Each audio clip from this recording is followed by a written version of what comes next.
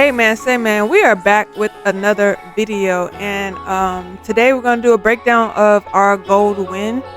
I actually sent out I think about 2 or 3 setups, but only gold ended up playing out today, and that's the one that I end up personally taking just because of time and purposes. But before we get into that, I do want to say I appreciate everybody who has tapped into the vlog. That's something that is pretty new to me, something that I kind of want to step outside of my comfort zone for, just because I feel like it's good to kind of for you guys to kind of see my personality outside of the charts, outside of me just breaking shit down.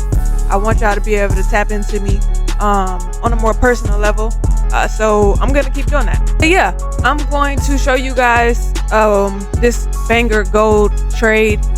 This was a pretty easy trade that I personally like to take all the time. It's kind of like a accumulation and then price coming down into a value gap, and then price coming up and then taking some more highs or some sort of liquidity to the upside. Now, I didn't know where price was going to end up going when it came to this, but I was able to get my 2-to-1 risk to reward, and I just got out, and luckily I did, because as I'm going to show you, price ended up reversing in that moment. So yeah, let's get into the breakdown. Let me stop yapping and show you guys how I was able to make a little over, and I'm gonna show you the P&L as well, because I haven't been showing a P&L lately, but that's just because I really want you guys to tap into the process itself. Again, you know what I'm saying? Like, I've been showing my payouts, I've been showing the P&Ls, and then lately I've been stopping showing that just because I want you guys to focus on strictly the strategy, strictly, you know what I'm saying, why I'm getting into it, and not the dollar amount associated with it, because that don't really matter. All right, so let me stop yapping again and show you guys the trade breakdown. All right, so I'm going to start off like I do every day, daily time frame, and I mark off obviously my daily highs and my daily lows. So yesterday we ended up with this kind of like doji candle after it took some sell side liquidity. So for me, buys are probably the only thing that I'm looking for in this moment if it presents itself, right? And I have my previous day highs and my previous day lows marked off. So when I got to the charts, price had already ran the previous day highs. So in this moment, only thing I'm looking for is some sort of retracement, and then some sort of pullback, and then continuing up for more buys. So I go to the 1 hour. And I'm just at this particular time looking at, where is price trying to go, right? What could price possibly be looking for as far as liquidity wise, or fair value gaps, areas that price might want to tap into and react off of. So I go to the 1 hour. I see obviously that we've taken out these highs, right? We've taken some liquidity down here, up here. So the next area of interest is some sort of liquidity on the lower time frame.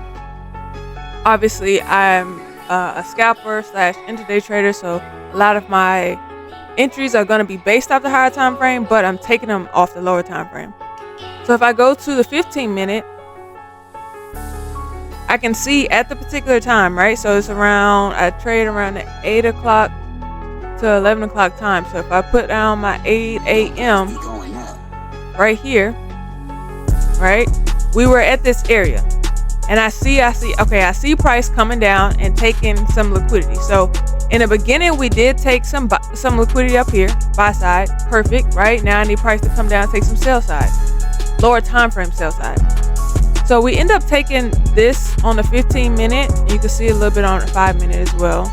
We end up taking the sell side liquidity that's sitting here, but we didn't come down into an equilibrium of that 15-minute fair value gap that I have marked off right here, right? It's actually, I think, a 30-minute.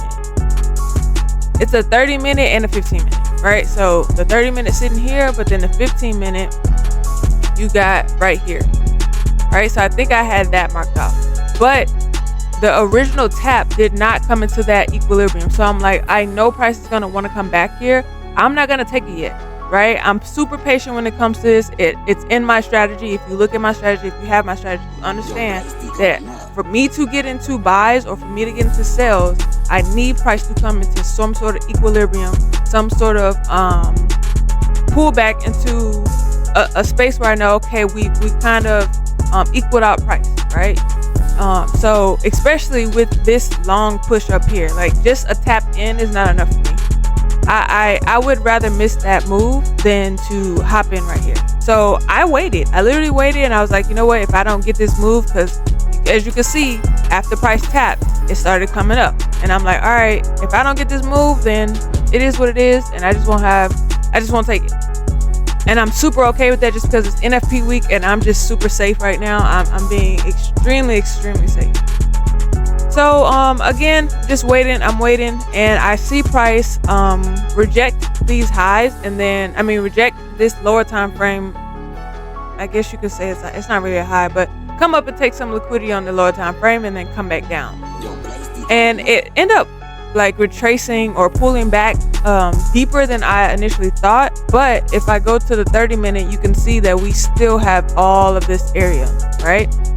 So I'm like, all right, so it's still valid, even though it's coming out a little bit deeper. It's still very much so valid, because we still have to hit that 30-minute fair value gap, the equilibrium of the 30-minute fair value gap. And that's exactly kind of like what it did. If you can see on the 5-minute, because that's where I got my entry, it came down, gave me some sort of rejection. On the 15-minute, you can see that rejection never closed inside this fair value gap. But on the 5-minute, I was only waiting for, again, my strategy, a bullish, since I'm buying, a bullish candle close and a break of that candle.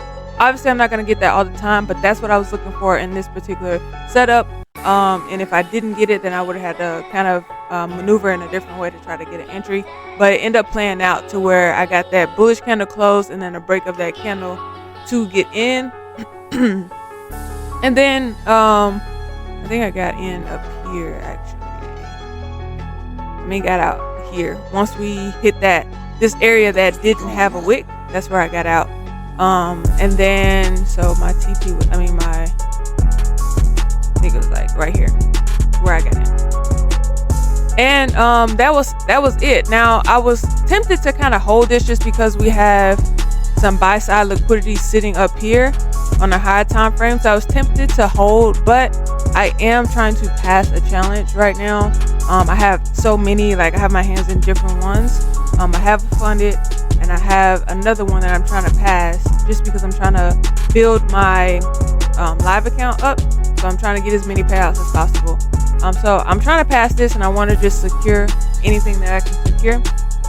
And that's why I got out instead of holding buy side liquidity. And I'm glad I did, just because it ended up, like as you can see, coming on down. Like, going with your gut is probably the best thing you could do when it comes to these trades, and not holding or when to hold. Like, you know what I mean? Like, you probably could have taken some partials in this area once they broke this little minor high, and then, you know, even if it would have came down, you probably still would have had a winning day. But for me, I always take my full TP. Not always.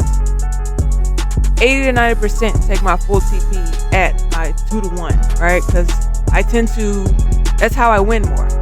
Because I'm taking my full TP at 2-to-1. If I lose, my risk to reward makes sense, right? My RR makes sense. My risk management makes sense. So that was it for this one. Let me show you guys my P&L. So this is my 100 account combine. I have like 4 of them that I'm currently working on, almost at the point where I could pass. I do have more. I took a smaller position on my other ones, like these right here. Let me show you guys these, just because I'm almost there to that 6,000. So I don't really want to take any massive losses. So anytime I get super close to the point where I'm about to pass, I lower my risk, just because I don't want to do anything stupid. And that goes for this one as well. They're around the same amount. And then this one, I think I took the same account, but I only make like 1,200 on this one. I don't know why, but I thought I traded these at the same time. But either way it go, we're around that 3,000 mark. So got to get this to 6K, and then we'll pass. So I'm on my way to doing that. I'm just extremely cautious. But yeah, let me show you guys. Let me show you my Discord, because I was able to send these out to my Discord and they were able to take it as well. Let me see here. Oh, I'm not even showing y'all. Here. So I sent out a couple. These two did not play out the way I wanted it to. US 30 kind of played out a little bit, but they end up reversing.